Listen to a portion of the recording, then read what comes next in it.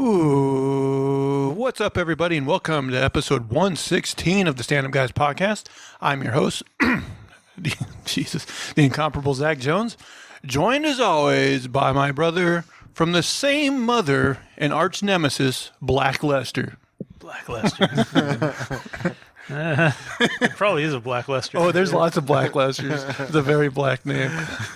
I just should legally change my first name to Black.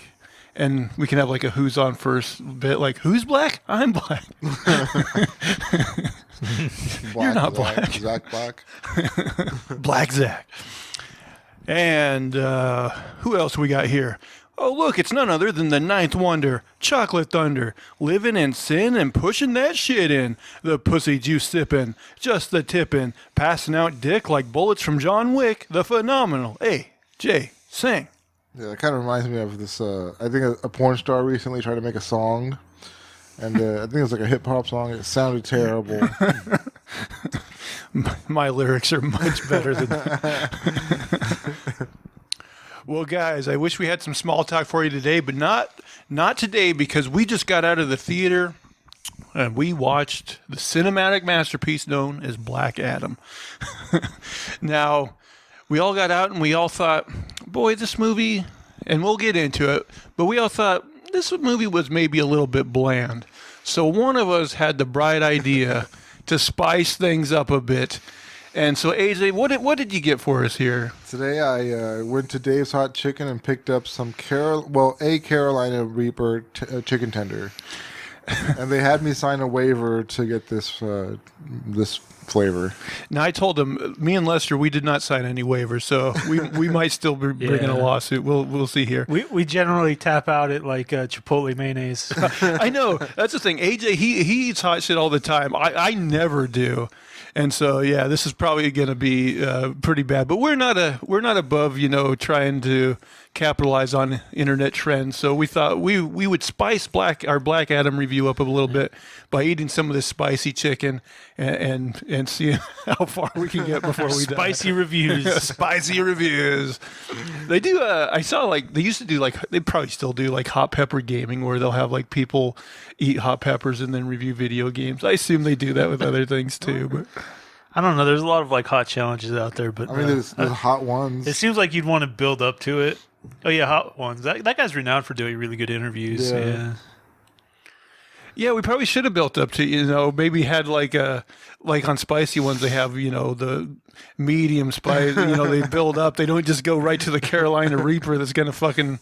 Well, we're going to fill up on this juicy Black Adam stuff, so we're going to have a little bit of space left over for food. Okay, let's bust this chicken out. All right. I'm actually a little bit nervous. I'm definitely having some dread here. Yeah, I'm nervous. I never eat hot shit. I'm not touching this with my hands. I don't know what to expect here. Show it to the camera here. And also, he got us a pack of honey, which I don't know what that does. Some dark coloration here. Man, I don't know if I could eat this whole I thing. have some serious misgivings going on. Ooh, mine is a big piece. Yeah, at least you left one really big piece for yourself. Yeah. Don't touch your eyes after touching that. Right. All right. Now, wait. Are we just taking one bite? Or are we actually trying to eat this whole? Oh, I'm gonna eat the whole thing. I'm fucking nervous about this.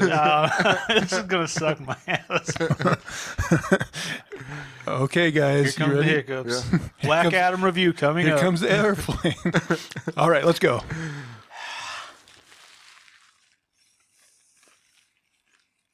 It's spicy. I don't think I can do the whole thing, man. Good flavor. Mm-hmm.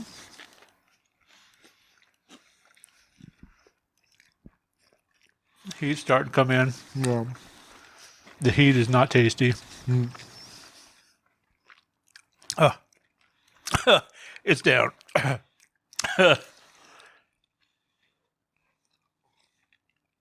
Oh, here come the hiccups. Oh. Yep. I can feel it coming on. This is just going to be the hiccup show. It's got heat to it, definitely. Still got some It heat. sticks with you. Yeah. Like I can feel it going like down to my Oh yeah, it's going down my throat. down my throat. Okay, let's see if I can even do this. So Black Adam, guys, Black Adam. currently sits at a 40% on Rotten Tomatoes. And according to Rotten Tomatoes, the synopsis goes as thus. Nearly 5,000 years ago, after he was bestowed with the almighty powers of the ancient gods and imprisoned just as quickly, Black Adam is freed from his earthly tomb, ready to unleash his unique form of justice on the modern world. The movie was directed by Jaime Collet Serra. It stars Dwayne Johnson as Black Adam / Teth Adam, Aldous Hodge as Hawkman Carter Hall, Noah Centineo as Atom Smasher, Sarah Shahi is Adriana Tomaz / ISIS. I actually didn't know she was ISIS, so that's interesting. Marwan Kanzari as Ishmael, Quintessa Swindell as Cyclone, Bodhi Sabangai is Amon, and Pierce Brosnan is Dr. Fate. So anyone, this is fucking hanging in sweating. there. I'm definitely sweating. It lingers. I wouldn't say it's unbearable. Like Right. like I've seen people have much worse reactions and stuff out there, but it's still warm. It's It's warm. like eating a hot chili pepper, you know? That's what it feels like to me. He's taking it all easy. Okay, so Black Adam. Anyone who hasn't watched our reviews, first we're just going to do a quick, like, non-spoilery, like what we thought of the movie, and then we're going to get into like a spoiler-filled plot breakdown. So yeah, guys, just surface level. What did you think of this movie, Lester? I'll have you go first. I mean, there's a lot going on, but kind of also at the same time, no like real story arc. It's just what do you call that when you have some object people are kind of fighting over? MacGuffin? Make Yeah, it like MacGuffin. a MacGuffin. It has kind of like a MacGuffin, and Yeah, definitely. it kind of just chases that. You get a fair amount of backstory mixed in there. I don't know. I wouldn't say it's like a super strong just story, I guess. Yeah, kind of the reason we're spicing up this review is because this is one of those movies that like it's not like a great movie. It's not something we can come out here and be like, oh yeah, we're all excited, Black Adam, blah blah. But on the other hand, it's not like the absolute, like, it's not like bad in a fun way where you're just like, this is the drizzling shits and we can point out these things and laugh at them. It's just kind of bland.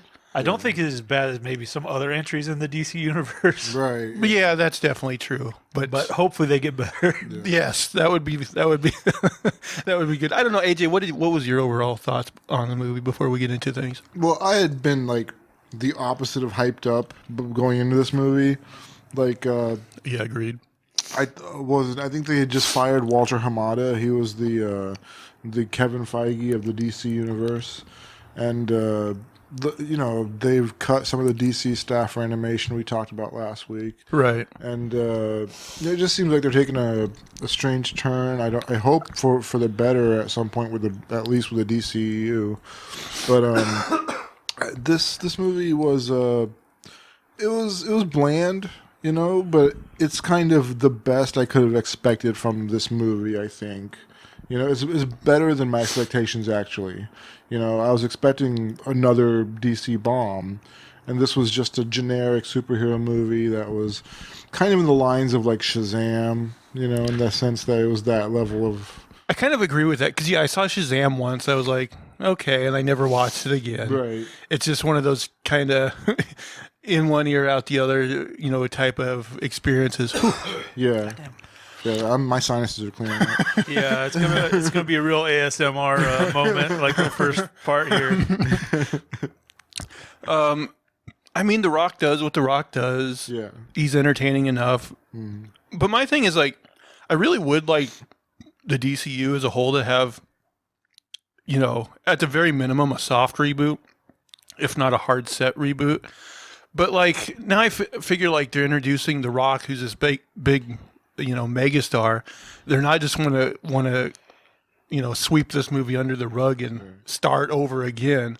And so I don't know, in that respect, I maybe don't like this movie because of what it's going to do in that respect. Well, I'm hopeful that this is part of the soft reboot, like, because they introduced some cool new characters. Like, I thought I mean, Hawkman- if you have good characters and good writing, you can kind of ignore the history Yeah. part. Yeah, I mean, I know they're bringing back Henry Cavill, but he's somebody that people liked anyway. Yeah, Yeah. he's always had positive, even though the movies, Yeah, like I haven't I mean, loved. the worst was Batman vs Superman so far. I was so sad. by that. Suicide Squad was pretty bad too. I would also say the theatrical edition of the Justice League was piss poor. Right. I also didn't like Aquaman. All right, this list goes on. Okay. Or Green Lantern. I also, blah, blah, blah. I also didn't Well, like. let's just cut it back. You enjoyed Batman. I also didn't like Harley Quinn and the Birds of Prey. Okay, so yeah, we I kind of agree probably with that 40% Rotten Tomatoes rating. Like, this is one of those movies that I would not recommend people spend their money and go to the theater for. When it comes on HBO Max and you got a weekend, nothing's going on, and you just kind of want to watch a mindless action movie. But yeah, I think this is your typical, like, probably too much action, not enough depth type of movie. Yeah, they try to. I mean, we'll get into it, but they try to force some of that depth, or at least some emotional.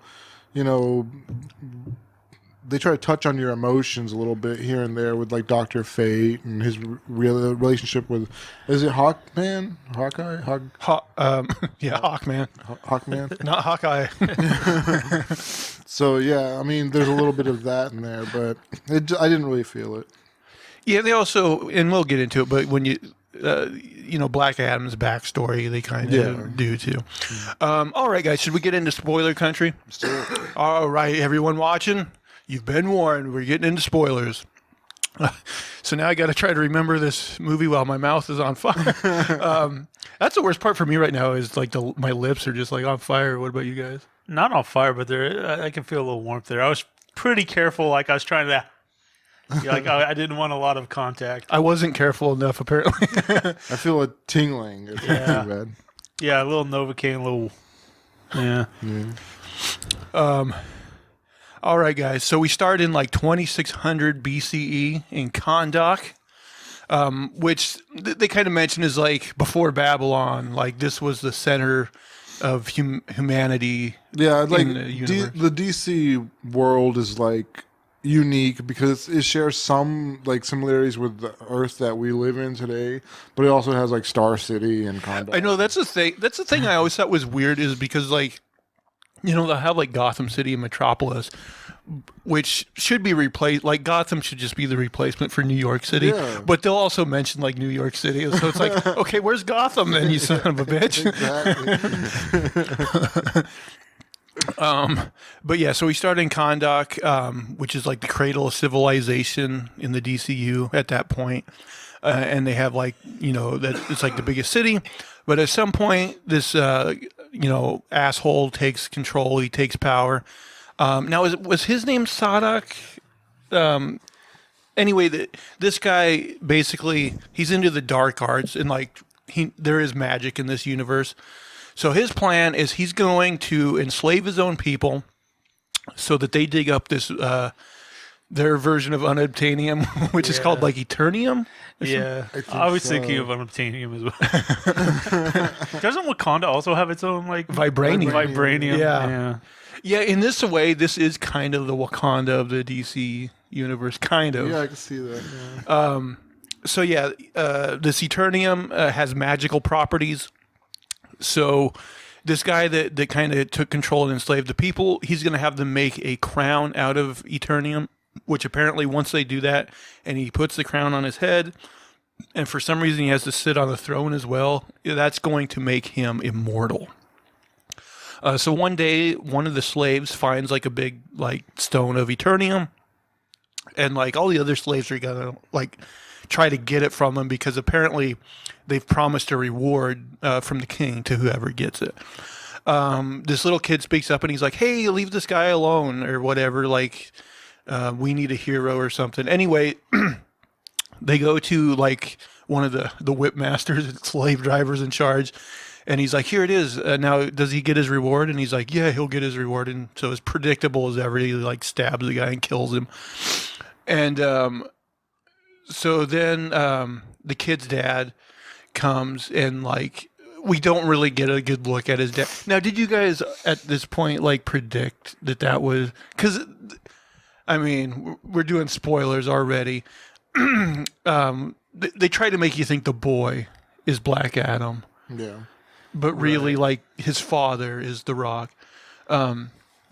Anyways, dad tells him, like, I don't remember his exact words, but he basically tells him to stop dreaming or something. Don't be a hero. Don't be a hero. Don't follow you. Something like that. Yeah, like, he's like, I won't always be here to like protect you. You got to learn to like survive on your own. Right. Something like that. Anyway, like the kid, he goes and he grabs the Eternium from the guy, and he like he holds it up in front of everybody, and he basically makes the diamond cutter, the old DDP diamond cutter. I didn't think about it. Yeah. That's all I could think about. Me too. DDP. Shazam. That would have made this movie so much better. But when that whole village was throwing diamond cutters, I was like, everybody's It's about to go down. diamond cutter out of nowhere. But yeah, that's like this symbol, and they're all holding it up.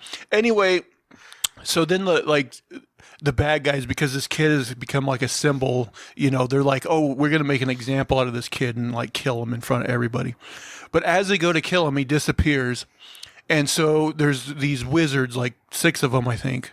Well, as many letters as in Shazam, right? I think it was 6. Yeah, 6. Yeah.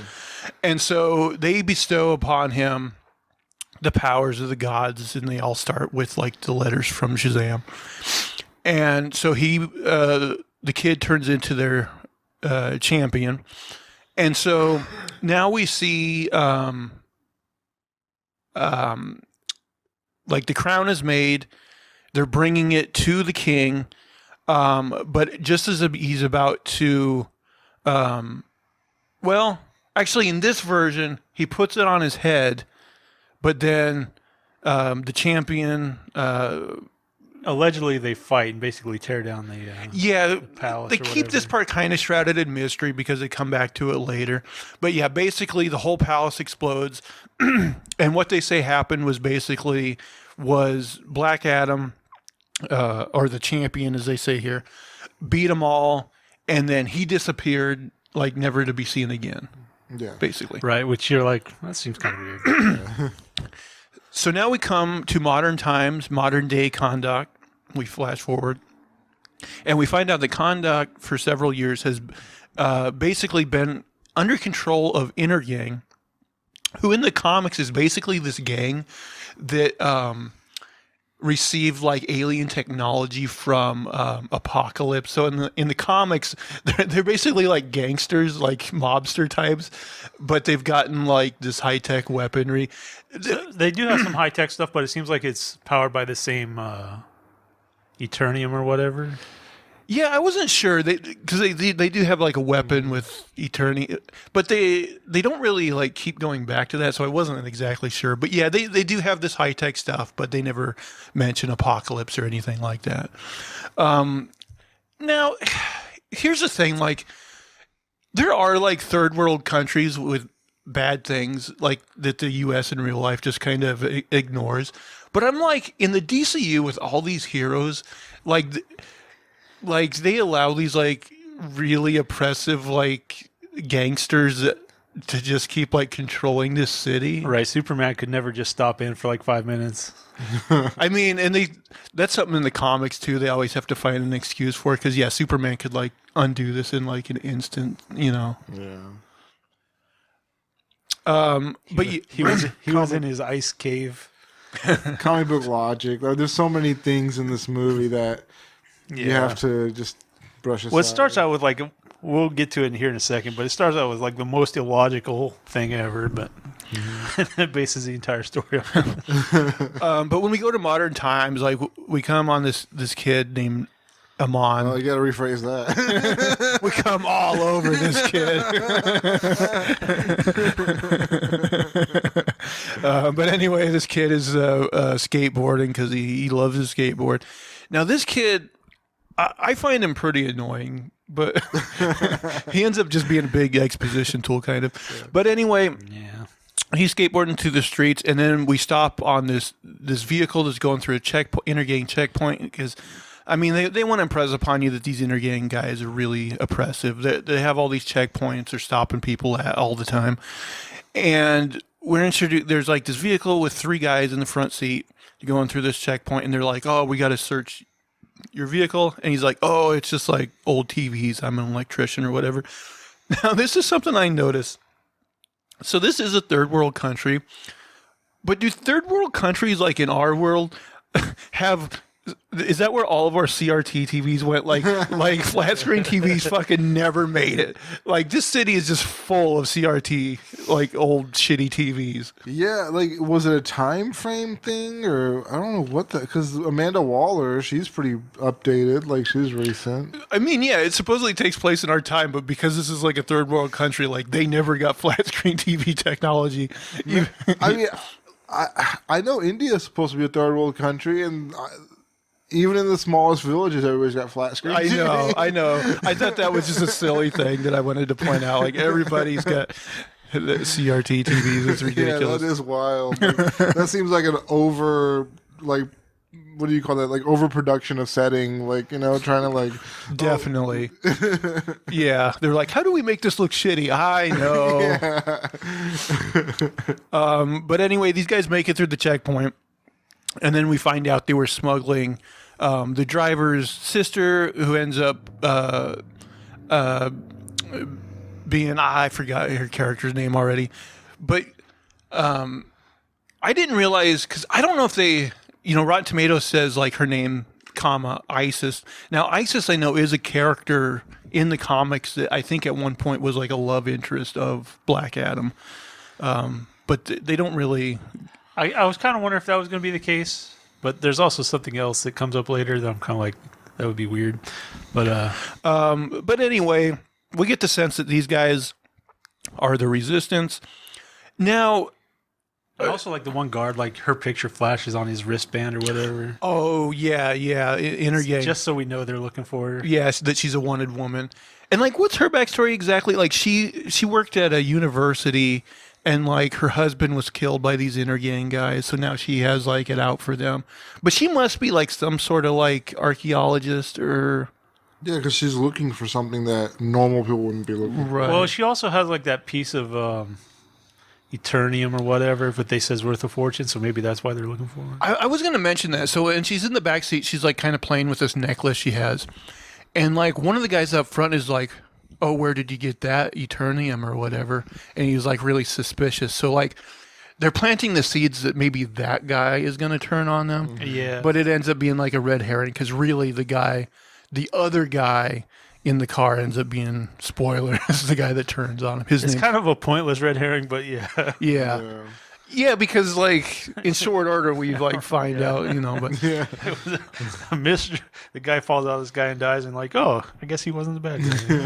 The skateboard kid like skates. He's like skitching through town, like he's holding on to vehicles, and and he holds on to theirs, and like we find out that he knows them, and I don't know if at that point it revealed that she was his mother, but anyway, that's it comes out later. But yeah. Anyway, she tells him to like go home or whatever. Anyway, it goes to like the next morning or something, or at least it's daylight now. They go to this dig site, and she's like, she knows that the artifact they're looking for is in this certain mountain. Okay, yeah, so let's pause there. Sure. Because, so I guess it's like a big strip mine or something. And they're like, she's like, oh, they're going to find the crown. But like the backstory on like, after like the hero disappeared or whatever, was that the wizards had imprisoned him. Well, that comes up later, whether he's in prison. Right, or not. right. But like the crown had been hidden from humanity, never to find it. And like, so now she knows exactly where it is. And like, apparently, like the bad guys know exactly where, like everybody seems to know exactly where this crown is. At the same time. And yeah, they're all converging on the same point at the same time. I notice this happens a lot in these kind of like adventure MacGuffin movies, even like that Uncharted movie I watched. This kind of shit happens all the time. Yeah. And I think we're meant to believe that she figured it out through her like reading old texts and archaeology type shit, and then the bad guys just kind of like followed her. Right. One of them like infiltrated her group. Yeah. And it's like, this lady really knows what I want to know. I don't know. The bad guys There's are no like, way to piece it together. they're like the Chinese government. They're really good at like stealing your intellectual property. but not finding it themselves. Yeah. So anyway, they drive up to this mountain, and like her fat brother is like, "Oh, I'm gonna sit this one out because my knee's bad or whatever," and like her and the two other guys go. So like they're searching through this mountain cave or whatever. Now I think I must have stopped paying attention for a second, because one of the guys, the guy that was suspicious of her necklace but isn't the real bad guy, he ends up like falling like in view of the brother, Fat brother, yeah. and dying. But I was like, when did he break off from her and the other guy? I missed that. Well, the three went into the cave or whatever. And like the red herring guy. No, the real bad guy disappeared. And then the red herring guy's like, I'll go look for him. And then that's apparently when he gets killed. Okay. And then the real bad guy comes back and meets back with her. Okay. That's what I missed. And when they ask about where that guy went, he was like, I think he just got claustrophobic in the cave. Yeah, I saw that part. He almost had like an Arnold Schwarzenegger moment. He's like, he needed to get some air. That would have been better, to be honest. Anyway, when the brother checks on the dead guy, inner gang guys come out of the woodwork and with their guns drawn on them and everything. So now back in the cave, it's Ishmael, the real bad guy, along with her. She finds like this secret room, and like she finds writing on the floor where it's basically like what she believes is the tomb Of Black Adam. of Black Adam, or Teth Adam, I guess. Oh, yeah, Death. And they also find the room with the crown, and the crown just like floating in the air because it has magical properties. So Isis goes and gets the crown, and that's when all the inner gang guys drop in and start shooting at her. And like they even try to like make you think that the bad guy still might be good, because he like tells her to run, and then they put the gun to his head. Yeah, I don't know. Which at that point I would figure he could just like reveal himself, but they wanted to, I don't know, for story purposes later, they wanted to keep the other like people. They really want to make sure everything's crossed. Everything's Oh yeah, didn't he accost someone later? He's like, I told you to make it look real, not to hit me. Right. Right. And he like shoots him, yeah. This is elaborately. So anyway, they catch Isis, and they're about to kill her, but she's like right at the floor of the tomb with the writing on it. So she like starts saying some words that make it light up, and then eventually I think does she say Shazam, or Yeah, I think she does. and that causes Black Adam to come back to life. And at first he's just like on the floor in his hoodie, I guess. And they're like, you go get him. And finally, like, this guy with the short straw has to go. He grabs onto him, just like electrifies him, like melts his skin off his bones or whatever. Yeah, that was probably one of the worst deaths. That's a bad way to go. It just melts you like wax. It was a tone setter. It was in that pretty cool in that sense. But anyway, he just starts wrecking shop on these guys, easily just fucking them up and lightning and just like breaking their bones and shit. Oh, I forgot. At one point, like they the bad guys took the crown and put it in a case. And then, like, that Ishmael guy gets the case while Isis and her brother, I think, like, run out of there. Yeah, they're trying to escape, and somehow she gets the crown. Right. We find out that at some point, out of view from us, she took the crown out of the case. So now Ishmael doesn't have it, and she does. So then, like, Black Adam, like, exits the mountain and is instantly greeted by, like, a whole army, like helicopters. Yeah, there's like battalions. And tank. Like, they were ready, apparently. And so now he just starts wrecking shop, and they start playing Paint It Black. Oh, yeah. And just a lot of, like, slow-mo type, heavy CG type of action, which will kind of permeate this movie. Yeah. It was okay, I guess. I mean, There's just for what it was, I guess. Logically, it didn't really make sense, but the actual scene is all right. It's kind of cool. It just established, like, what kind of anti-hero he was, I guess. He, like, slow motion, like, kind of sets these things where, like, there's, like, this spinning blade, and he kind of, like, pushes it where it's going to, like, hit one of the bad guys. He grabs, like, this unexploded shell, and he puts it in this guy's mouth. And then eventually, like, it speeds up to normal time, and you see all this destruction from those things. So that happens. And then eventually, it's just, like, Black Adam, and then Isis and her brother, like, show up in the van. And they, like, he's coming towards them, so they, like, put their windows up as, like, a little comedy thing. Yeah. It didn't work. It was like a retarded. So then, to your point, this guy, like, aims a rocket at him, and he shoots it, and Black Adam grabs it, and he looks at it, and it says, like, Eternium, like, right on it. And probably the only reason it explodes in his hands because he's kind of a slow reader or something. I guess so. Like Eternium. But here's the weird thing. So it blows up, and we can see it actually hurts him a little bit because it has the Eternium. Right. They never really come back to that, though, because the thought is, like, oh, later on, like, his life's really going to be threatened by an Eternium-type weapon. Right, apparently that's what you need to hurt him. But it never really comes back. The crown is Eternium, right? Yeah, and he does kind of, when he finds the crown, I guess it hurts him a little bit. But I just thought they were going to, like, make it a little more, like, his kryptonite or something, Like, I see what you're saying. Like, kind of like how they used it in the Marvel universe, like with those weapons that were forged from one of the stones, the Infinity Stones. Like, I think in Iron... What was it? Yeah, it was... the first Avengers movie, like, they talk about how they were making weapons. Oh, okay. The Space Stone. The Tesseract? Yeah, the Tesseract. Okay. And, even Steve Rogers has to, like, go and do some research and figure out that Nick Fury was actually, making all these weapons and stuff. I figured they were going to, have, like, a whole weapons program, like, behind this. With that kind of stuff. Yeah, like, this would be the element. But they didn't really... I don't know, maybe they'll have that in the future, but... I don't know. That's for the sequel, if they ever make a sequel, I guess. So, yeah, it hurts them, and... we get the sense it cuts from them, but we get the sense that they are going to help The Rock.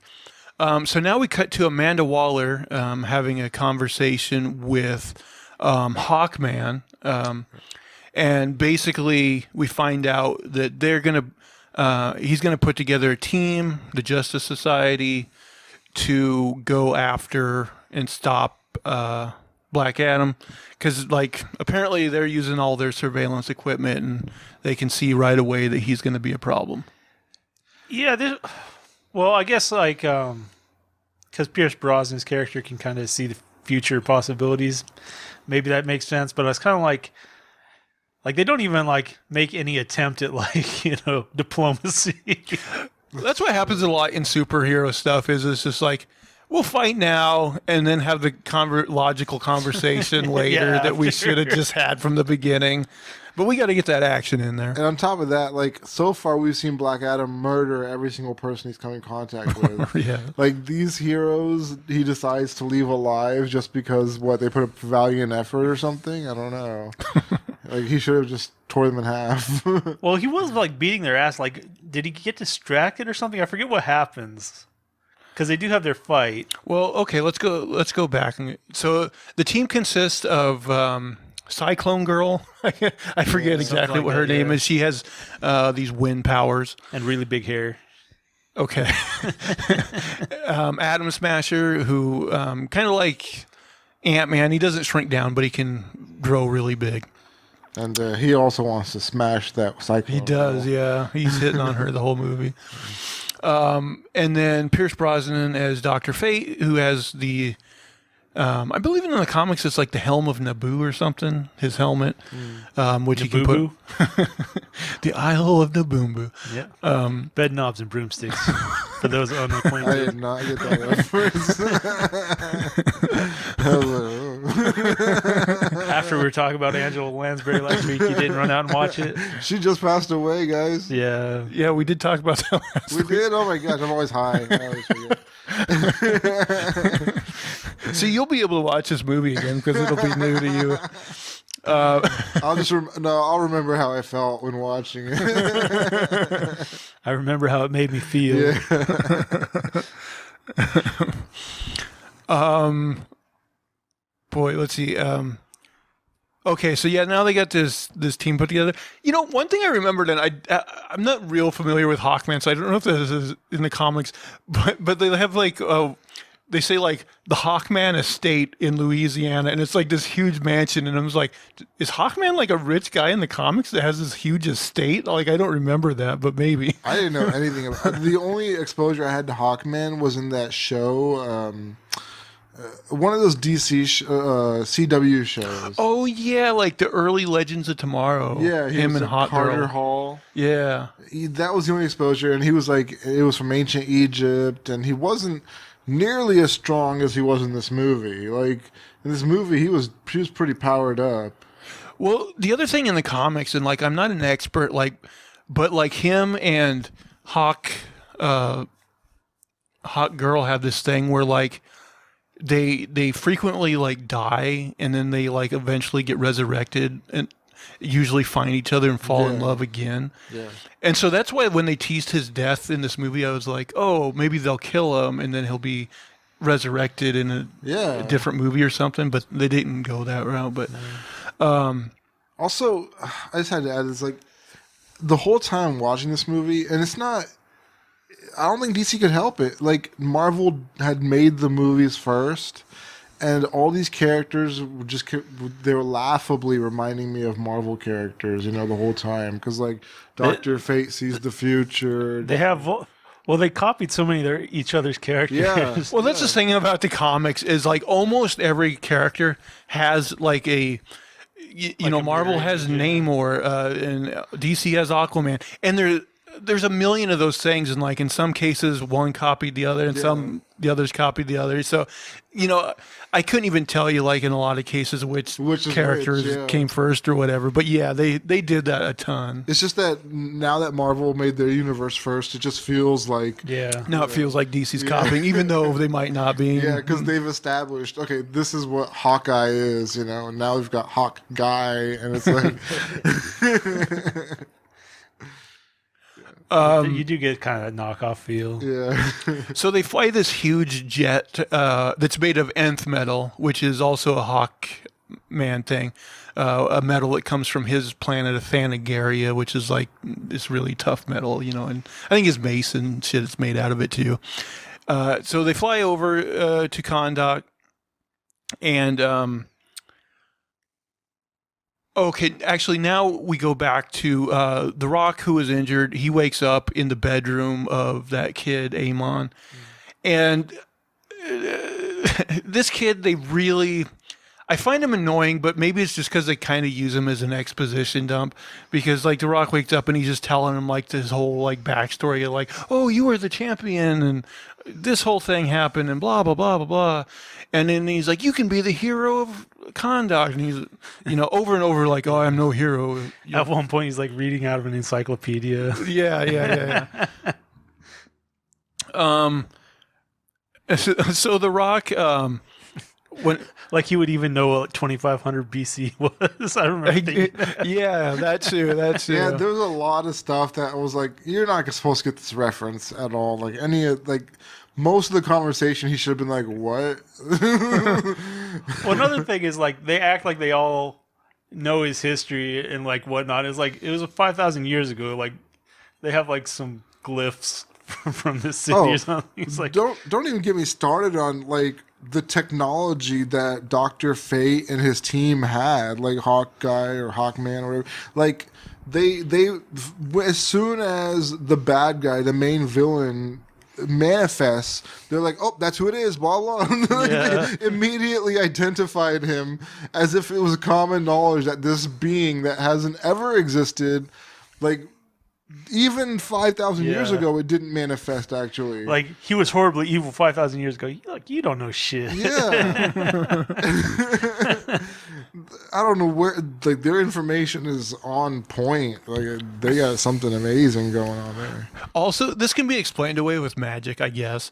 But when he's first woke up and they're shooting the bullets at him, like he grabs one and he says in his ancient language, like, your magic is weak or whatever. But then, like, for the rest of the movie, like, he instantly understands and speaks English.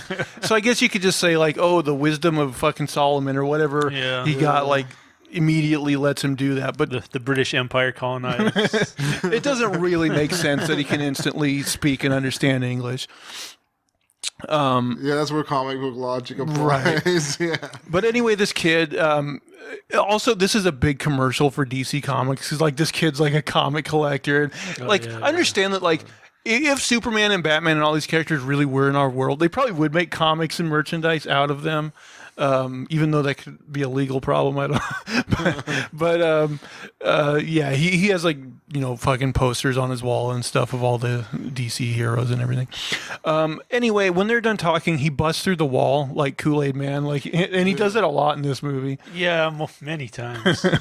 And it's like he doesn't even attempt it anymore. He's like, I'm tired of trying doors. I know economics existed 5,000 years ago. He knows that costs money to break through those walls. And he really doesn't care about anybody. The woman's brother is watching The Good, the Bad, and the Ugly on one of his old fucking CRT shitty televisions, which will come into play real soon. But that was just really random. Really, we'll get to it, but it's a pretty random Easter egg. It really is. It really is. Anyway, like, The Rock zaps the TV, and like they have this conversation that I feel like it's kind of the theme of the movie, but maybe like it goes on too much. Where like, they're trying to get him to be the hero of conduct, but he's like, "Oh, I'm no hero," and like just over and over again in this movie about like, he kills, so he's not a hero, but they need him to be a hero, and I feel like that just goes like back and forth in this movie like a lot. But anyway, he's leaving. He's like very slowly going down this stairwell, and this kid's like, "Oh, you should have a catchphrase, and oh, your name's old fashioned. You should change it," and all this kind of unnecessary dialogue, I think. Yeah. At this point, I was like, this kid can go away forever. But how are you going to explain all your attempts at setting up a catchphrase? Yeah, well, I mean, that was the other deep, meaningful relationship, he had with his son. Now this kid who's like his son. Yeah, I guess so. That's what they're setting spirited, up. Yeah. So The Rock goes away for a while, and he's like, he kind of goes and monitors this statue. And the kid's like trying to follow him. And so the kid eventually like grabs one of the inner gang guys like walkie-talkies. Yeah, he's like trying to provoke something. to force Black Adam to be a hero. Exactly. He's like trying to provoke them so that he can then get Black Adam to like save him and become a hero. I thought this was really smart. If I had enemies out there that I just every day mess with me, I would pick that day, like where I knew there was like a hero to help me.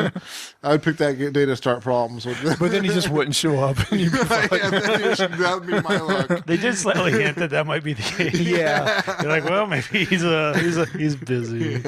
But anyway, these guards are like about to like beat up this kid, and then his mom. Which actually would have been funnier. That would have been funnier. He Yeah. just got his ass whooped by this dude. He's like, yeah, that's your lesson right there. Don't count on me. Yeah. And then he shows up after the ass beating.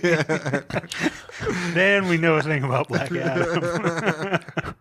But anyway, right then is conveniently his mom shows up, and then the inner gang guy, like you were talking about, he uses his little wrist bracelet again, and he's like, "Oh, I know you. I recognize you from this wanted poster on my arm." And so they're about to, get them, but then Black Adam does show up. And then here it is where they pay off the good, the bad, and the ugly reference, where they have this like, Mexican standoff with a bunch of guys. And everybody's got guns, and then he like pulls out his fingers. he lightning guns them. Pachoo, pachoo, pachoo. Would have been better with that sound effect. The thing is, it's not even a standoff because we've already established that bullets don't hurt him at all. Plus, he's way faster than all of them. Like, Oh yeah, Yeah. in the split second that they're trying to reach for their gun, he's like already. yeah. Like nobody even gets to pull. He also like throws one guy like way out in the ocean or some shit. Yeah, throughout the movie, like he throws a few people. Yeah. I thought that was fun. I liked that. And then I believe he like grabs two guys and like takes them up in the air to drop them. But this is now where the Justice Society shows up. And so he drops these two guys, and like Hawkman's like, "Oh shit, I got to rescue those guys." So like he jumps out and he goes and grabs these guys and rescues them, gets them to the ground. But then instantly like Black Adam comes and like kills them with his electricity. Yeah. Yeah, I like these qualities of Black Adam. That's a strong decision. So now I believe him and like Hawkman, start to fight, because Hawkman's kind of like portrayed as Batman, where like he doesn't kill, and so they start getting in a fight, and I think Dr. Fate also shows up and tries to fight him, and like Fate does the thing where he uses his magic to make it look like the surroundings like conduct the way it used to be in the last time Black Adam was around, To distract him. Which allows Hawkman to come and hit him again. Gives him one good hit. Yeah, it gives him one good hit. But they fight a little more, and I think Black Adam starts getting the upper hand once again. And like at this point, like the crowd kind of turns on the JSA because they're like, "No, he's helping us. Like you guys fuck off or whatever." Basically, Yeah. You guys haven't done anything in like 30 years. Yeah, like the whole time he's been here, he's killed like the bad guys that Right. bothering them anyway. So the Justice Society is kind of running on like a different logic compared to the rest of the crowd. We'll find out later what they're thinking, but So then they start to fight again, which then basically summons Cyclone Girl and Atom Smasher. Now, here's the thing about these two. Like, there's so much destruction of Kahndaq in these movies, and, like, no civilians get killed. Like, Cyclone Girls makes a tornado. There's all this fucking debris being thrown around, and, like, but no innocents get hurt. Atom Smasher's him literally, too. Yeah, he's running around the city. Yeah, he stepped on about 15 people at least. So yeah, like she. You ate it? Honey? Yeah, you had some? Yeah. Is it still hot? No. Okay. Just wanted some honey. Oh, okay. I'm glad it didn't like fuck me up as much as I was Yeah, it wasn't worried too about. bad. It wasn't too bad. I can still feel it on my lips, but other than that, like I'm good. So yeah, like she like tries to like imprison him, and she should have known this wouldn't work Yeah. based on everything That was else. a flimsy effort. Yeah, she tries to like imprison him by like throwing like metal pipes all around him. Of course, that doesn't work. And then Atom Smasher like grabs him and puts him down, and like for a minute they like pretend like that worked, even though we know it certainly didn't. So eventually Black Adam like they don't seem to have like any conception that maybe this isn't the end. right. So Black Adam basically knocks Atom Smasher out, and he like falls down. And This is also where you have to use comic book logic because, like, I don't know how the physics on Atom Smasher work, but if somebody used that much force and applied it to one area where Black Adam punched him, he should have punched through his skull. Right? He could have Just knocked did, him like out. he just went in like elbow deep. Yeah. that would have been funny, actually. Yeah, it's like somehow all the force was applied equally throughout the body of Atom Smasher. That's true. It's part of his power, I guess. Yeah. So I mean, to an extent, you always have to deal with the comic book movies and just go, okay, comic book logic. Yeah, there's a part later where I think Black Adam is carrying like a giant statue of himself. Oh, right. And also that requires comic book physics. So I forget exactly how this ends. I think maybe they have some sort of conversation and Black Adam just leaves and goes to that throne room. But at some point during all this commotion, Dr. Fate finds out that Isis has the crown. Yeah. He can like sense it with his power. So when this is over, they're like, okay, give us the crown. And she's like, I don't have it. And they search her bag and she doesn't have it. We find out that at some point she did the old switcheroo again, and now her kid has it. Which, does she even care about her kid? So now we go to the kid, and we don't come on him, but we go to, and he goes back to their apartment where the brother is there and Ishmael is there, and like he says, oh, we thought you got killed, Ishmael, or whatever. And, like, I forget exactly. Like, the brother tries to tip him off that Ishmael's gone bad. Right. But whatever. He like, reveals himself, and he pulls out a gun on him. And he's like, give me your bag. And so he gets the crown or whatever. He sees that it's in the bag. But then, like, the brother... basically tackles Ishmael, giving Amon the chance to grab the crown and escape. Oh, I forgot to set this up earlier. For some reason, he has this elaborate like escape tunnel like attached to his room, which is silly. Yeah. But anyway, he uses it a couple times. Yeah, he uses it to try to escape. And the brother ends up getting like shot in the stomach. Then I guess he must use that walkie-talkie he got to call his mom. I forget. Somehow they communicate, and then the doctor. Yeah, he basically tells his mom that Ishmael's there. He's bad, and the inner gang is like in the building trying to get him. Yeah, they show up in mass again. They always know approximately where the crown is.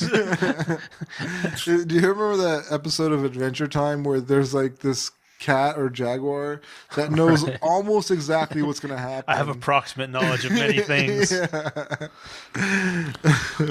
So now ISIS and the JSA show up in the throne room and have a conversation. And you kind of get this back and forth between Hawkman and Black Adam that, they're opposed to each other's methods because, one kills and one doesn't or whatever. But that's when they get the call from Amon. And so Black Adam decides to help him, save him or whatever. So then in the apartment, like...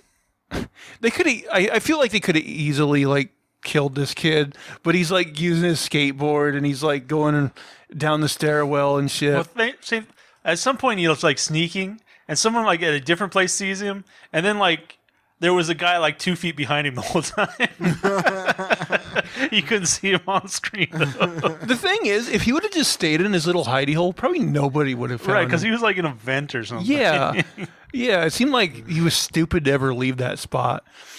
So Black Adam comes in, but at the same time, like Ishmael captures Amon, and he gets away on this. They have like these hover bikes. Like a I hover think bike. they're they seem like they're powered by Eternium too, Probably. because they have like the blue energy light kind of. Yeah, I don't know if they explicitly show it, but you're right. They do kind of have like the blue light, which makes you think that maybe they are powered by Eternium. So like Black Adam kind of easily kills like all the bad guys in the building, and then he sees the barely like Ishmael taking Amon on one of these bikes or whatever. So he starts to chase, but then like a bunch of guys on these bikes enter the scene. Right. Now, they've got some like thing where they can like have like ghost abilities for like a few seconds. Oh yeah, I forgot What about that. passes through him. That must be the Eternium then. Yeah. So I bet you're right, because otherwise, like, how do they do that? Right. Right. They have a couple special abilities up their sleeves. So then you get this action sequence, where like there's a bunch of these bikes, and like both Black Adam and Hawkman and like the JSA are fighting these guys on the bikes. Yeah, trying to find which one the kid is in. Yeah, right, because we find out like these have compartments in them, and like he's in one of them. Really small compartment. Right. So like they take he kills a bunch of these guys on the bikes, but he keeps coming up empty. Eventually he chases one into like this like kind of countryside, and like he throws the guy like way up in the air, and like they kind of do this fake out where he, like, as he's opening it, you see the kid, but then like, oh no, they actually cut to the bad guy, and he has the kid like in this truck or whatever. Yeah, and at this point he's like on another continent. Right, or Chasing these something. guys, God knows how far. Yeah, and so then I believe To Asia, apparently. There's a couple Asian farmers there. then Dr. Fate uses like his astral plane projection to talk to him, and he's like, Rock tells him that the kid was there. He's like, okay, we'll get you the prisoner, and we'll interrogate him. And he's like, oh, you killed him, didn't he? And then like the guy he threw way up in the air, just in the background, you see him like land and die, and he's like, oh yeah, he didn't make it or whatever. That made me chuckle. I looked over It was at Lester, fine, yeah. and I was like, that's funny to me. Well, he asked him the question, and like he looked over and the guy was falling. He's like, he could have went and saved him at that I thought that too. He's fast enough that he could have went and got him really quick. He made the conscious choice to let that happen and still go with, he's not around. In the end, it didn't really matter, because he gets back to Kahndaq, to Isis and the others, and basically Hawkman brings 2 more prisoners, so it didn't matter. So then they're like, okay, we're going to interrogate him. So he grabs him and brings him way up in the air. And he's like, one of you guys are going to die. So the first guy that tells me where the kid lives. And one guy says like, I don't know, fuck you, I'm not going to tell you. So he just like drops him. Hawkman goes and rescues him. The other guy says where they are. He throws him to Hawkman, rescues him as well. So then like, Hawkman's pissed because he was going to kill these guys. And so they get in a whole fight. But the thing is, like, Black Adam's way like more powerful than Hawkman. Yeah, at this point he's already like put Hawkman in his place a couple times, pretty much. And like Hawkman just has a hard on for him. He's just like, I'm not gonna stop. I know he keeps bowing up to him, but I'm like, Hawkman, give it a rest. Yeah, Like he's more Hawkman powerful. is disassociating with reality. Like he's too used to having his way, it seems, because I don't see how he's going to be able to get his way with Black Adam. Maybe, I mean, I assume he is more powerful than most people, so Yeah. maybe that's why he thinks that. Yeah. but- I mean, he took some good thumps and he was fine. But yeah, For sure. He's made of tough stuff, but still, It's just you got to know when to fold him. yeah, definitely. They did have like this whole dialogue thing where like, I forget exactly what he said, but Dr. Fate said something sarcastic and kind of like Drax from Guardians of the Galaxy, like The Rock didn't understand sarcasm. Yeah, apparently. Oh, right. Yeah, because I guess to him, contextually, sarcasm is just a lie. Right. Right. So him and Hawkman get in this big fight that spills into the kid's room, and they just start wrecking all of his posters, which I guess is symbolic of something. Well, yeah, I mean, directly punches like the Superman, and like they just tear it all up. So I guess it's Like anti-superhero stuff. right, Like he's not your average superhero. something like that. Or throwing out the garbage. Yeah, he's destroying your image of what Right. superhero. Anyway, as they destroy his room, they find out that he hid the crown in his little hidey hole there. Oh yeah, they accidentally find it. Right, and like you were saying, it like kind of hurts the Rock's hand because it has the Eternium in it. So then they find out that they're holding Amon in this like mine they have in the desert, I guess. Something like that. And so they're back in their ship, and I know ISIS is like in an argument with them because they're like, basically Hawkman tells her that they got to find another way that doesn't involve them giving the crown to the bad guys or whatever. Which, why don't they just give the crown to Black Adam? Well, that could cause a lot of problems too, right? I'm I guessing the guess. crown like corrupts. Not, Well, not that he couldn't just take it. Actually, wouldn't it just burn his head because it's made of Eternium? Oh yeah, Is he not allowed to touch it at all? I got that sense that it was like really hurting him. I guess. It's filled with demon juice. Something like that.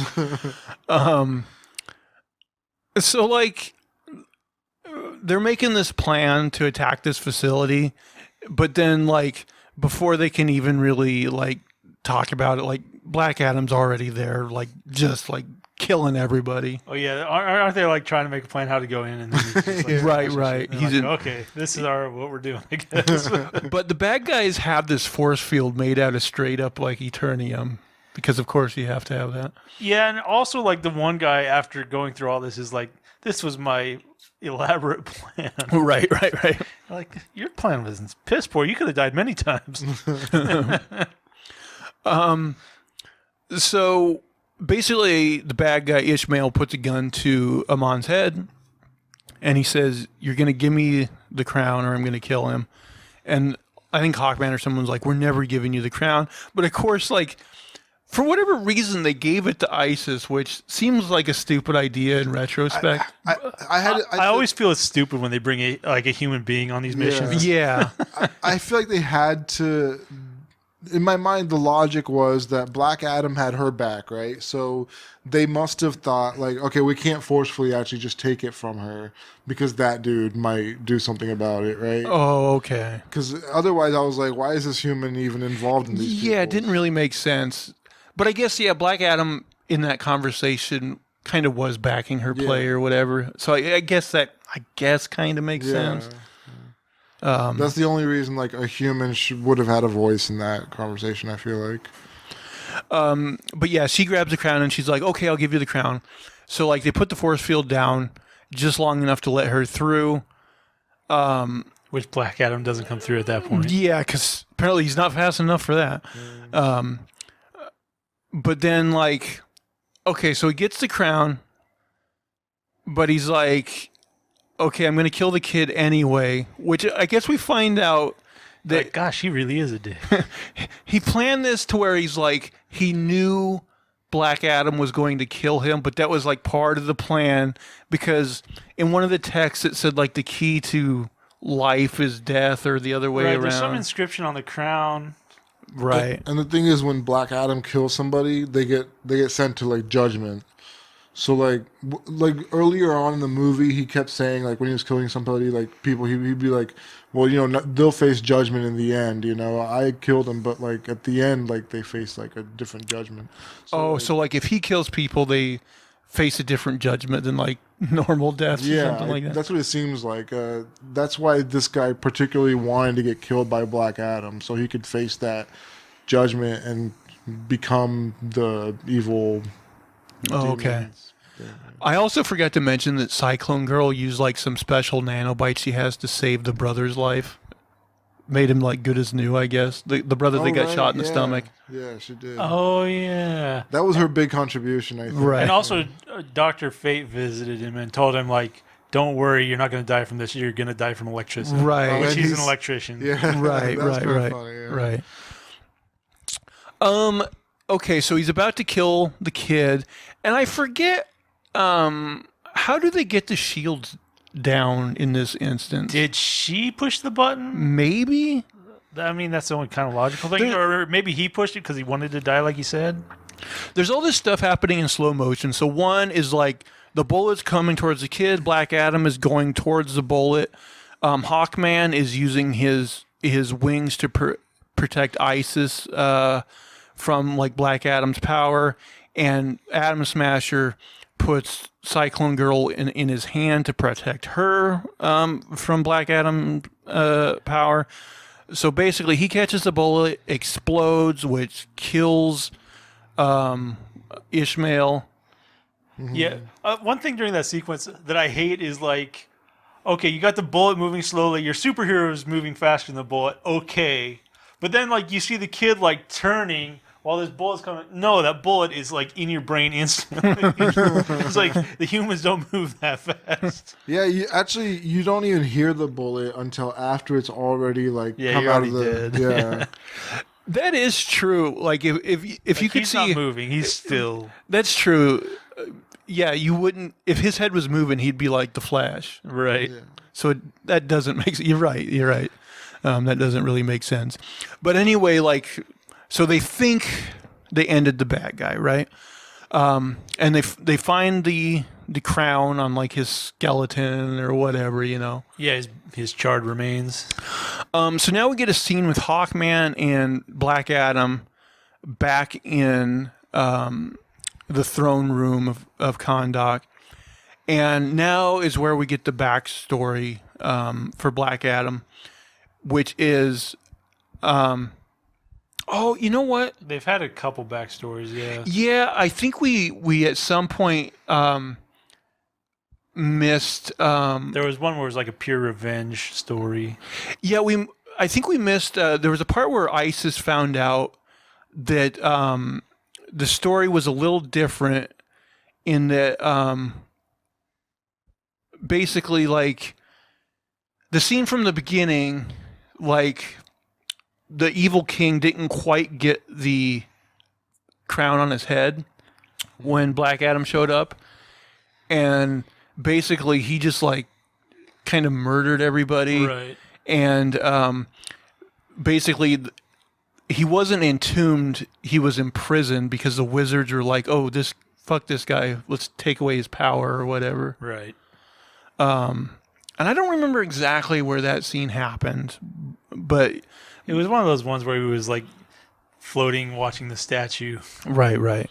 So like yeah, just to clarify, when he like explodes in that scene and kills the king or the emperor or whatever, he kills like a whole bunch of people along with that. I think so. Yeah, I don't think the guards made it, like the humans. Like I figured. Yeah, I think there must have been like some civilians, like Yeah. some decent people killed in that Okay. explosion as well. like that's what gave him the bad rap. I think so. Okay. Yeah, I was a little confused on that, but because if he just killed a bunch of shitheads, like, Yeah, if it was just the pharaoh and or whatever. so I think he must have killed like some good people as well Yeah. in that explosion. Okay. But we find out that the kid at the beginning was actually The Rock's son, and he did become like a champion or whatever. But then I forget exactly what happened. Like, eventually, like, the king comes after, like, the king finds out that, oh, I can't kill him, so I'll come after the ones he loves, i.e. his mom and dad. Yeah. So the king has his mother killed, and I believe, like, The Rock is injured. Yeah, he's like mortally injured. And so he's dying, and so the boy comes to him, and he's like, okay, hold my hand. and at the same time we're going to say this word. And I don't know how they timed this with him not knowing the word, but they both say Shazam at the same time. Yeah, he said, repeat after me. He was like, right at the same time. But Yeah, he's like, repeat after me, and then they say at the same time, even though The Rock doesn't know the word. Yeah. So I don't know how that works. Like, Shazam. Anyway, it transfers the power to him, and his son just becomes a boy again. But then the boy is instantly killed by the king's assassins. who seem to have been waiting for this moment, apparently. Right. That's another thing I kind of don't like in these movies is like, at some point you've known what this powerful entity is like as like a civilian, like soldier or whatever. Why would you shoot a gun or an arrow towards them? Like, he can kill me very easily. Like, I think I'm going to sit this one out.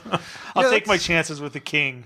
That's true. Like, if you ever had if any normal war, when one side is completely overmatched by the other, Yeah, they don't go to war. No. They just say, "Oh, okay, let's drop our weapons and go survive now. We'll live." In this case, these people are like fighting tooth and nail for their henchman boss or whatever, the pharaoh, whatever. Like, yeah, especially against a god, it just doesn't seem realistic. to me. So did you guys notice, like, when the mom died, she had that same necklace on? Oh, And so, but the other lady, like the present day mom, she was like, it came from my ancestors going all the way back. And I'm like, so you're a direct descendant of Black Adam? I was like, Oh, I didn't notice the necklace. So that is kind of weird if they're a love interest, right? yeah. That's why I was like, it seems weird if they were a love interest after that that. would be weird. Yeah, I hope not.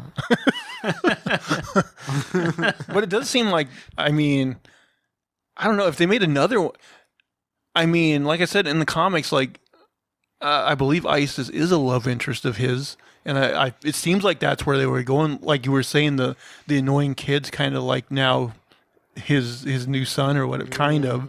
And well, they also, like, the other guy, the guy who's trying to get the crown, like, apparently he knows his lineage all the way back to that ancient king. Yeah, it's a very small world. Right. because His ancient. He's like, my lineage- family's been prepping me for this my entire life. We killed your ancestors, who also are your ancestors. Yeah. Like, There's something that's still confusing me.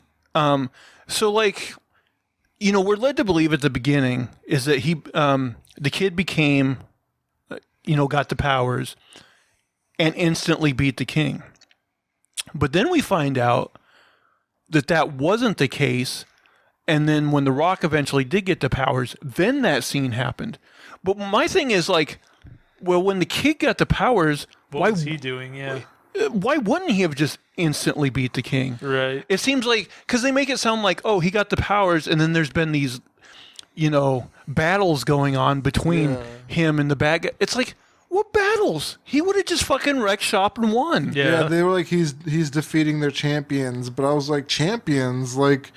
Nobody should stand Yeah, there's a nobody in chance. that arena. They should all be blood and guts. Right. He would have won instantly. That's why it doesn't make any fucking sense. Yeah, I could see Black Adam in that time frame taking over a country in like 30 minutes tops. Yeah. Not even. I mean, I guess you can make the argument that his son was more kind-hearted and not as violent, so he maybe wanted to do things in a different He way. let him live. But That old mistake of the I good guy. guess. I That's what Black Adam learned. Black from. Adam's like, I'm not going to make the same mistake as that stupid little bitch. Yeah. It's time for everybody to die. But I guess because he thinks the bad guy is dead, and also because it was his powers that kind of hurt the kid, like in saving him from the bullet, like his powers like explode, like it doesn't kill the kid, but it hurts him. So I think between those two things, he's like, you know what, fine, I'll say Shazam again, lose my powers, and you can like imprison me, make sure I don't say it again. And I feel like it was kind of like a microcosm, like, of the whole, the issue that Black Adam has, right? He uses his power to kill people, but he also ends up killing innocent people. And, now he's facing those consequences and actually saying, okay, that's what I end up doing. I'm going to lock myself away. And Okay. But yeah, anyway, he willingly does that. He says Shazam. And now I was wondering, does his body, like, muscles shrink down? I think they CGI'd him smaller for his scenes as a human. I was wondering that. I was like, did they put his body on, like, a guy that's muscular but smaller to do this? That's what I thought. How did they do this exactly? But yeah, he's like not like he still looks good, but he's not quite as bulky, right? Yeah.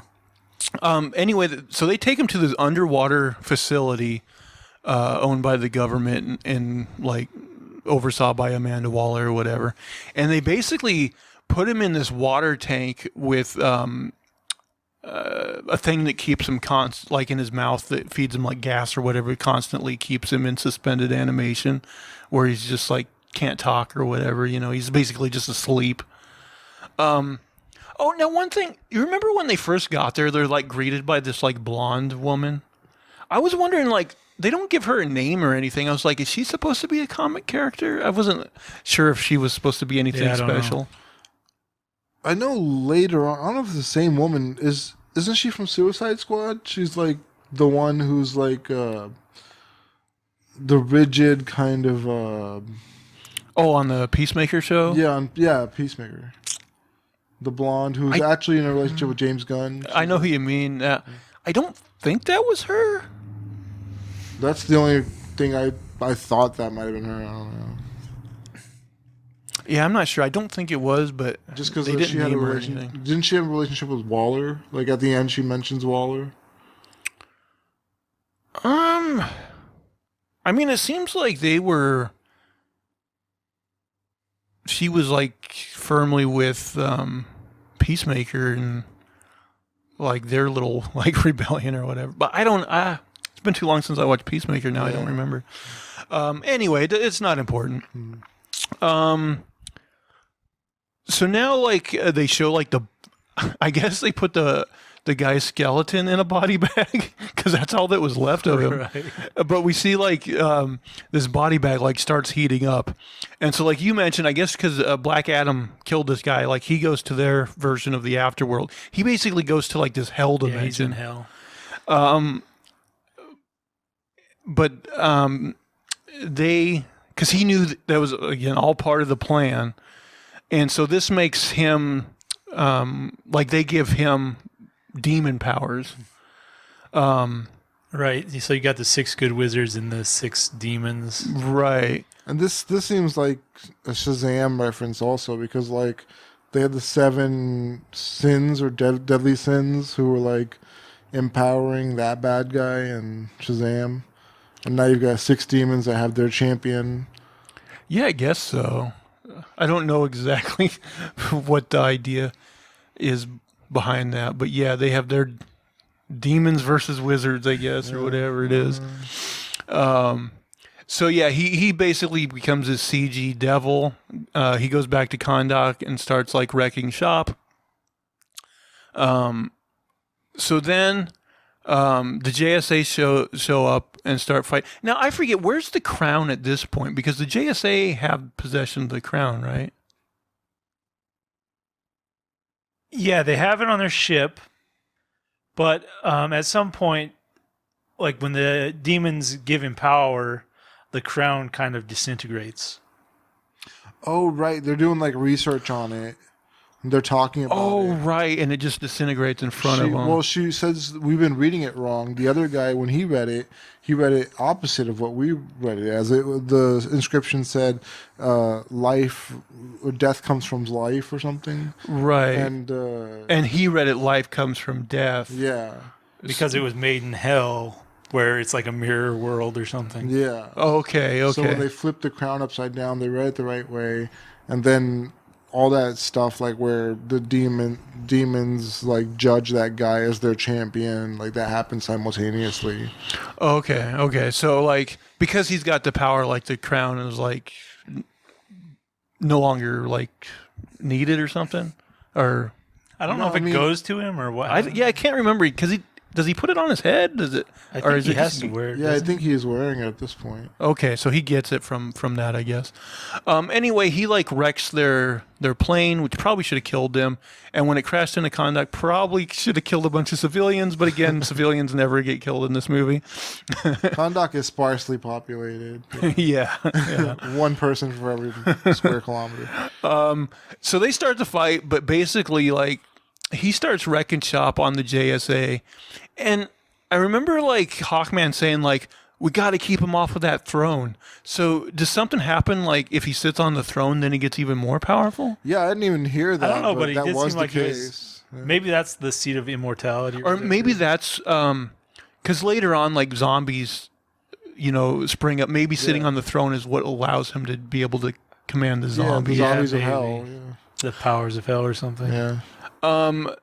But as mentioned, and one thing I didn't mention, like you were saying earlier, like every time he touches the helm of Naboo, he gets like this vision of Hawkman dying. Right, Dr. he's had it a Fate few does. times, yeah.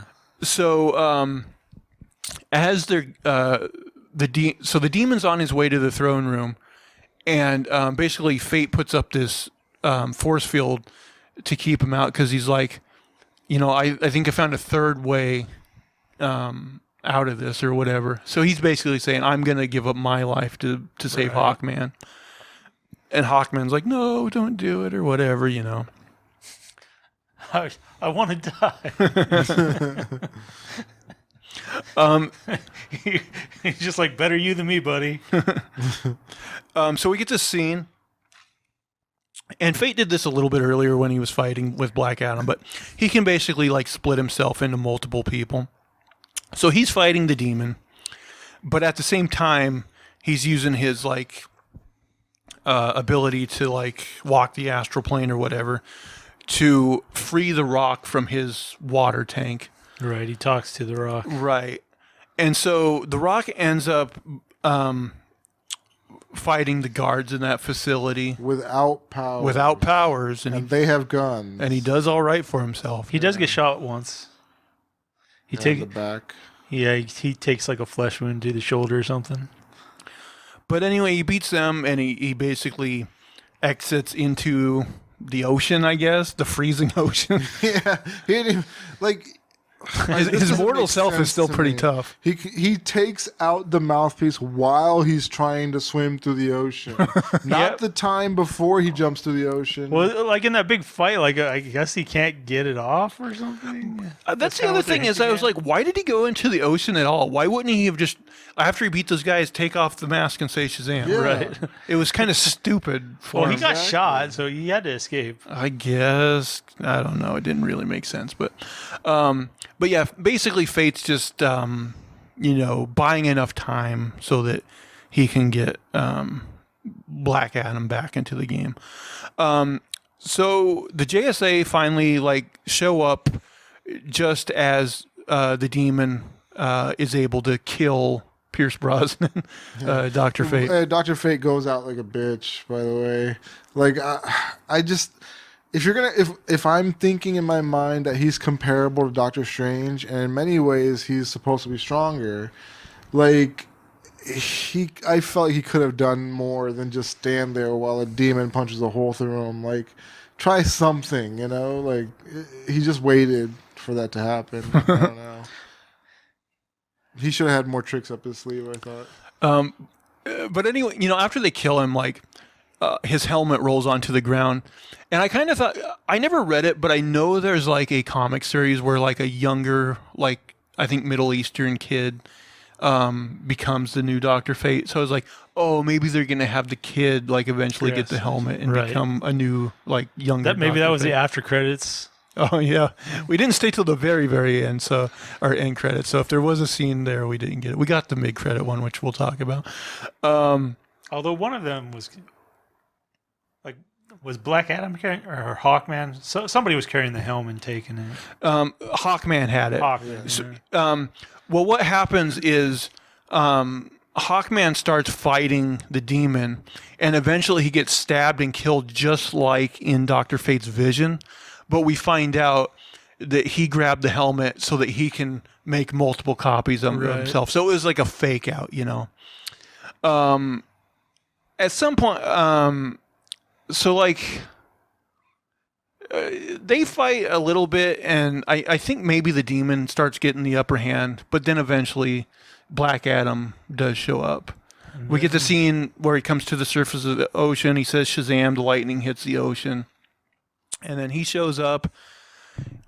I did leave out. It's kind of stupid, but when the demon sat on the throne, yes, it did give him the power to raise the dead and create a zombie army, which was kind of brief and shitty looking, kind of, which only attacked a certain part of the city. Right? It's 2 people were in. Yeah, it's basically like Isis, her brother. Yeah. It was like a zombie horde versus her brother because her brother knows he can't die. Oh, I know the scene I left out, which was the one you mentioned earlier. So the kid, he goes and like starts this inspiring speech to the masses and it gets them to throw up the diamond cutter again. Oh, yeah. And then the big old statue is about to topple and land on him. But then, like you were saying, this is where Black Adam makes his triumphant return. Right. He flies the statue away, which you said also defies the laws of physics. Okay, so yeah, now Black Adam has a big CG fight with the demon. Eventually, like the JSA help pin him into the throne, I think, and then Black Adam basically just like rips him in half with between his strength and the lightning powers, just like rips him cleanly in half. Entwine. I don't know, that's counter to the immortality, like one of them has to win out. He pulled him off his chair before he ripped him in half. Oh, okay. That is true. Like the whole promise of immortality with the crown didn't really work, did it? Yeah, I mean, if you're immortal, right? You should survive anything. If he's alive, he ain't happy. So now we get a seat where I forget exactly what all the dialogue here is, but Black Adam sits on the throne and they're like, how does it feel? And he's like, wrong. So he flies up and then he like crushes the throne. And you know what? I kind of predicted this as I was sitting there because like the whole movie, like he hasn't actually used the name Black Adam. I'm like, oh, they're going to do that thing where like he's going to say, you can call me, and then they'll go to the title. Yeah. And that's exactly what they did. Oh, you forgot he got his catchphrase. Tell him the Men in Black. Oh yeah, tell him the Man in Black. There were a couple of funny. And then he ripped him in twine. There were a couple of funny callbacks to that whole catchphrase thing, like where he was trying to learn it earlier, but he got the timing wrong. Right, and again, I just don't think a guy that's 5,000 years old would have been engaging in such conversation. Yeah, but it's pretty complex for somebody. Yeah. I take immense satisfaction in saying this before I kill people.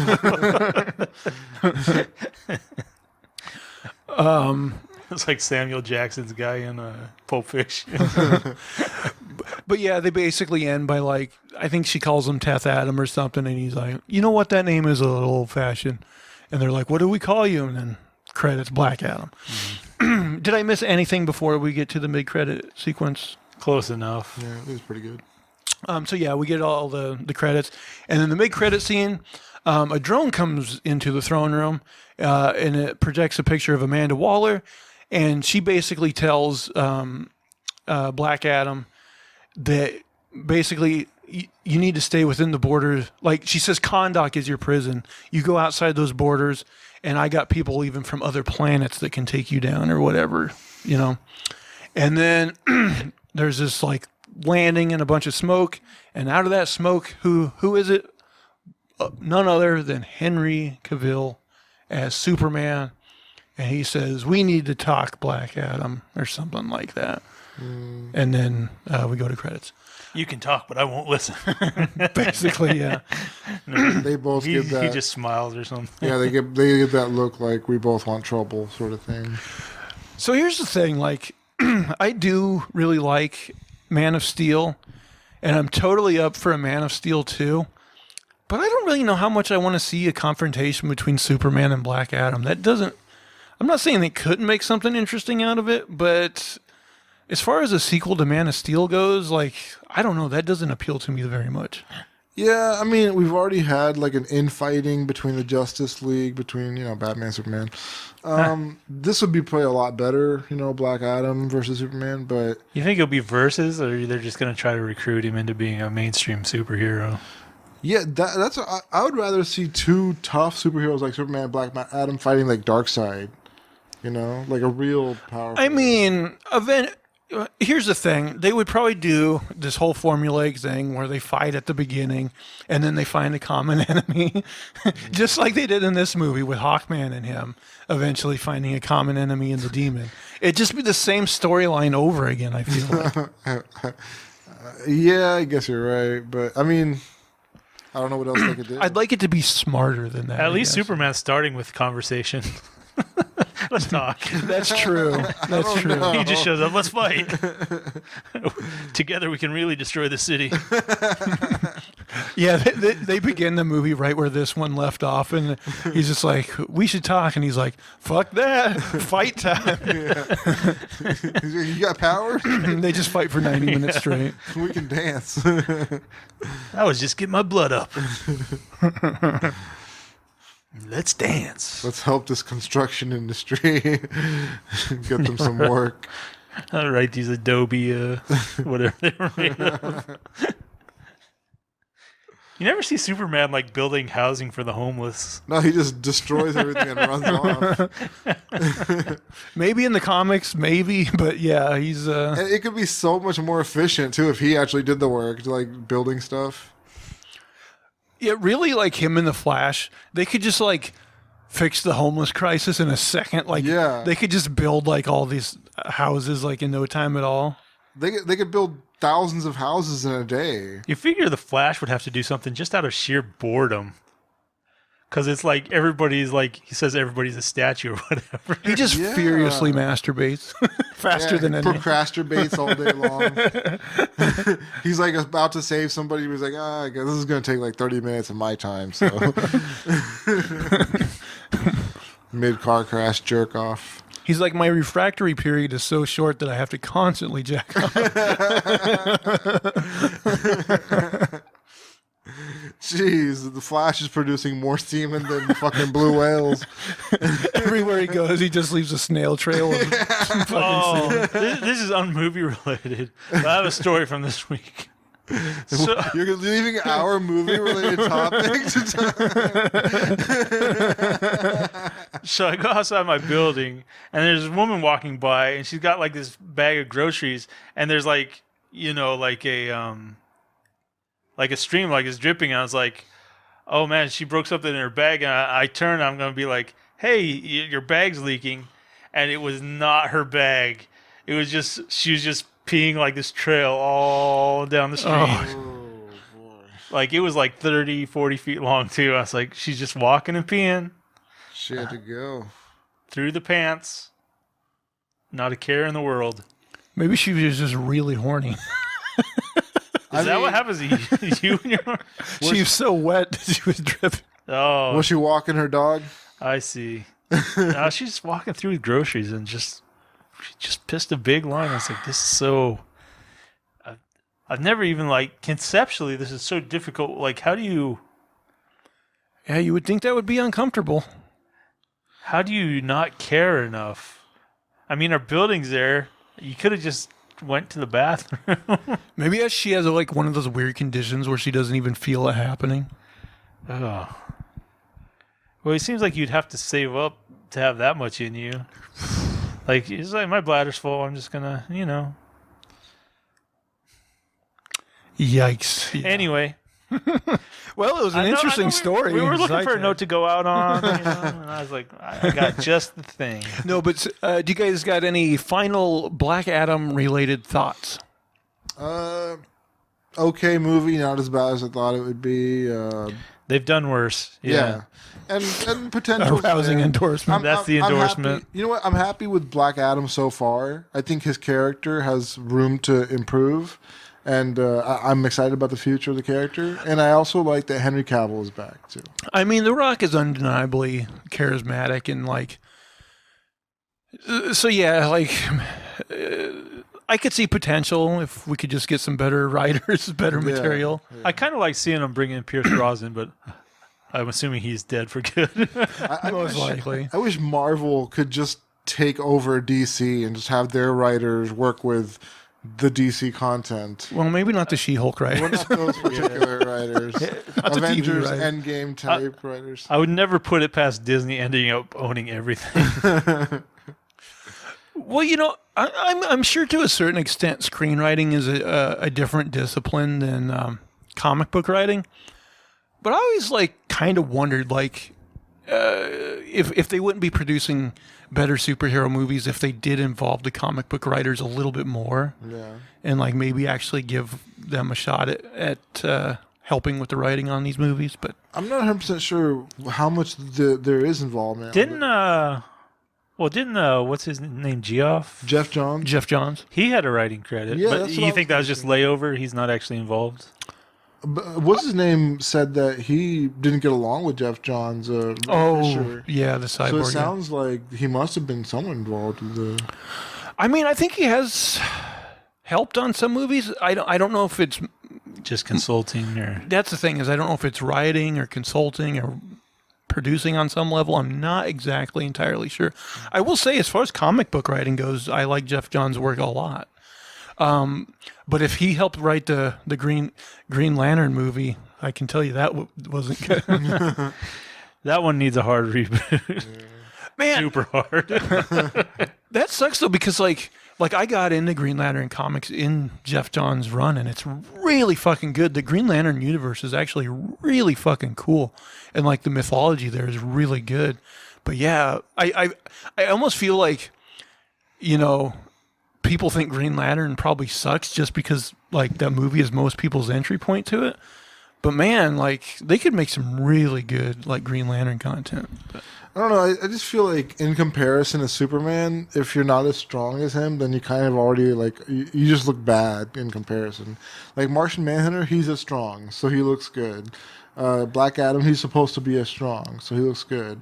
But then like, you know, Green Lantern, his constructs are destroyed by Superman easily, you know? Like, he doesn't really have the strength or anything to fight him. He doesn't have regeneration or anything like that. I mean, yeah, but for the most part, they're allies. And the other thing is, like, you know, Batman, you know, is just a guy, but, you know, his brain power and, like, the fact that he's, like, can recognize, oh, this guy has, you know, a kryptonite, you know, that I can use if I ever have to and stuff like that. So I don't know. It's like they make characters like powerful in their own right and everything. It doesn't bother me. But I mean, Batman, I feel like he balances with Superman though, because he does have the smarts to beat him. Like, whereas Green Lantern, it's like there's a clear hierarchy. I feel like, you know, like he in what level could he ever compete with Superman? Like, even Batman, I just feel like Green Lantern, like, he has his powers to rely on, but that's about it, and they have limitations. Yeah, I mean, I guess what you'd say is, like, even though, yeah, Superman's the strongest character, like, they all have their strengths that are going to help them in whatever, you know, mission comes their way. Yeah, it's just, Superman's powers are cool because, like, he could slap his hands together and, like, shatter the universe or something, you know? Whereas Green Lantern, he just makes, like, a train construct with his power. I gotta say, with the Green Lanterns, I prefer when they don't make like weird constructs like that. Just like hit them with like a green laser, you know. That like they don't have to make all these silly constructs, you know. That's true. Yeah. Okay, guys. Final scores out of 10. What do you give Black Adam? I'll give it a good old 6 out of 10. Okay. No, I'll go for a 5. Yeah, I was thinking right in between. I'll go 5.5, but it's fine. Like I said, I think it's kind of bland and formulaic overall. I wouldn't advise people to actually pay the money to see it in a theater. I think this is a wait till it gets to HBO Max and give it a try then. But it's not the worst. It's not the best. It's watchable, but yeah, nothing special. Is this a movie you guys think you'll ever revisit again?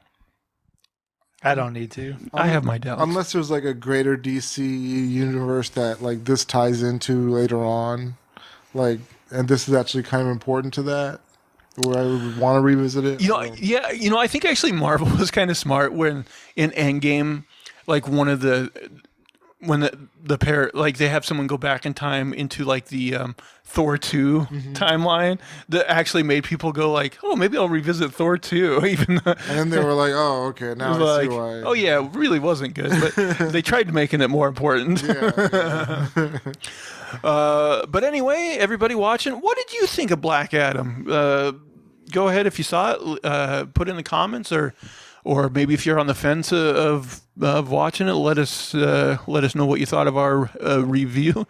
Although, if you listen to the whole thing, do you have to go see it? Because we spoiled the fuck out. But yeah, please go ahead and subscribe both to the YouTube channel, or you can subscribe in audio feed on your podcast service of choice. Leave us thumbs up, positive reviews. And then come over to Twitter and talk to us there as well. And guys, where can people find you on Twitter? At a name for this too, and that's number 2. At unsolicited SUG. And you can, of course, find me at Zach Jones Live. That's ZachJonesLive. And that is going to do it for all of our shenanigans and poppycock this week. Please, please, please tune in again next week. Bye, guys. Take care. Yeah, have a good one.